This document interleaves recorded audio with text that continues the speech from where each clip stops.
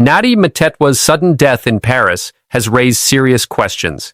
His body is on its way home, yet there's still no postmortem report, even though a death certificate has already been issued. How does that happen? Maybe you guys can educate me in the comments section. In this video, we break down the timeline, the red flags, and why this case might not be as straightforward as it seems. Stay with us. The details could change everything. The sudden death of Nathi Mthethwa, South Africa's ambassador to France and former police minister, has left more questions than answers. What was initially presented as a straightforward tragedy now feels unsettling, almost scripted. There are too many details that simply don't add up. His body is expected to arrive back in South Africa on Tuesday, but the official postmortem report has not been released yet. That alone is strange. Usually, the autopsy comes first. It's the foundation for determining exactly what happened, especially in a foreign country under unclear circumstances. Yet, in this case, the paperwork seems to be moving faster than the science. Then comes the real shocker. The family has already received a death certificate, even though the autopsy hasn't been finalized. How is that even possible? In most cases, a death certificate reflects the medical examiner's conclusions after the postmortem. Here, it feels like the conclusion came first and the investigation second. It raises a chilling question. What exactly is written on that document? If there's no autopsy, what cause of death could they have officially declared? Did they mark it as suicide, pending investigation, or something else entirely? And if they've already labeled it suicide without a full forensic analysis, that's not just premature, it's suspicious. The French authorities claim he fell from the 22nd floor of a Paris hotel, and an apologetic message to his wife was found, hinting at suicide. But the family isn't convinced, and frankly, neither are many political observers. There was a forced open safety window. There were no immediate toxicology reports. The inner courtyard at the Hyatt Regency Hotel in Paris. These are the first images gathered of the location where just 6 days ago, Ambassador Nathi Mthethwa's life would come to an end. The courtyard is still sealed by police. Even the hotel's staff are not permitted to go there. The hotel will, of course, serve as a central focus for the South African police investigation team. They will want to visit its 22nd floor and the room the ambassador booked and in which he spent his final hours. It will look exactly like this one. The ambassador's wife told Newsroom Africa that French police say the bed in the room was entirely untouched. Did not even look as though it had been sat on, she says.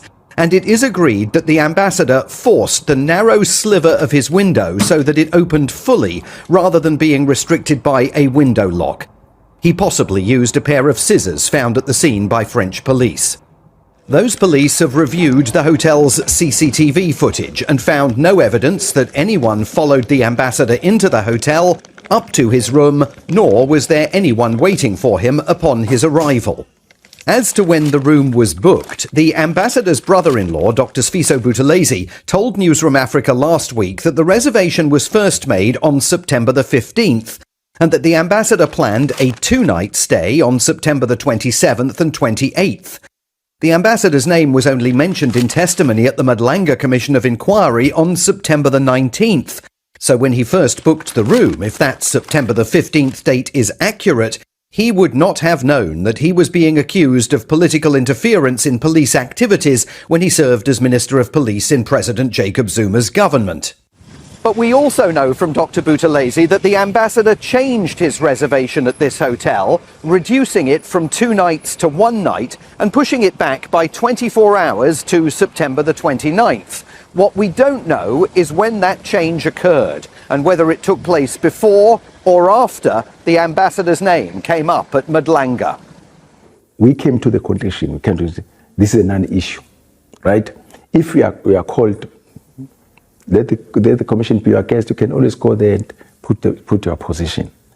Nathi Mthethwa, according to the ambassador's brother-in-law, was entirely untroubled by the references to him at Madlanga, and when they talked about it, indicated he would be happy to answer questions, but neither a formal nor informal invitation had come.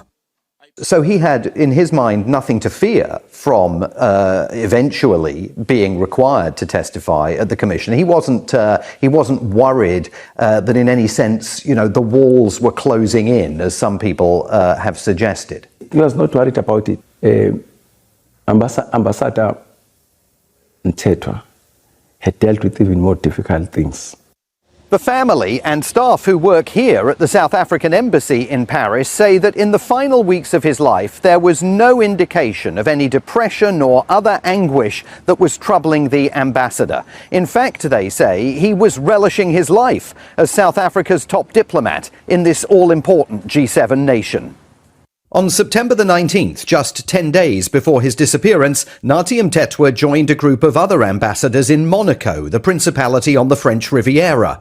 There, he presented his ambassadorial credentials to Prince Albert, a trip that, according to Mrs. Mthethwa, both of them thoroughly enjoyed. He was also South Africa's official representative at UNESCO and was busy working with the United Nations Education, Science and Cultural Organization on priorities for the upcoming G20 summit to be held next month in Johannesburg. On September the 24th, the ambassador was, according to all witnesses, in a joyful mood as he shared some traditional Zulu dance moves with a group of French children to celebrate South Africa's Heritage Day.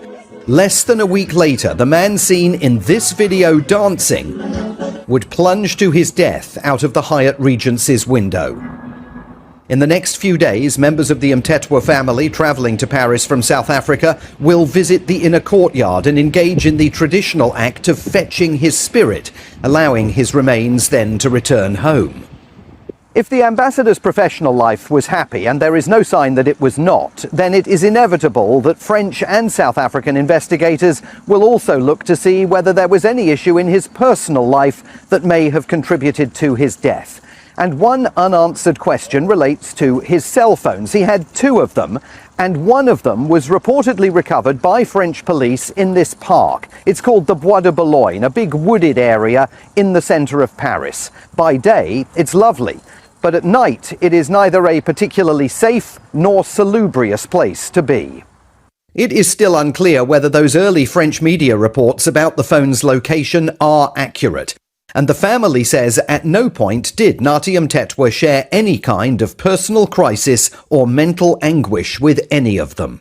When you go through hard times, everybody goes through hard times, but we always find solace in each other, if you get what I mean. So I'm saying I would have expected him to at least say, hey, there's this thing I'm going, because that has happened in other times when you go through some challenges. We always talk about them. So I'm saying it came to me as a complete surprise, and I didn't want to accept it. And there's the uncomfortable truth that Mthethwa had a long, controversial history. As a former police minister, he held secrets that could shake political networks. He was linked to past corruption allegations, intelligence interference, and internal ANC power struggles. If someone wanted to silence him or shape the story around his death, they'd have motive and means. And this leads to the darkest question of all. If this wasn't suicide, who would have wanted him dead? The list is long. Political rivals who feared what he might reveal.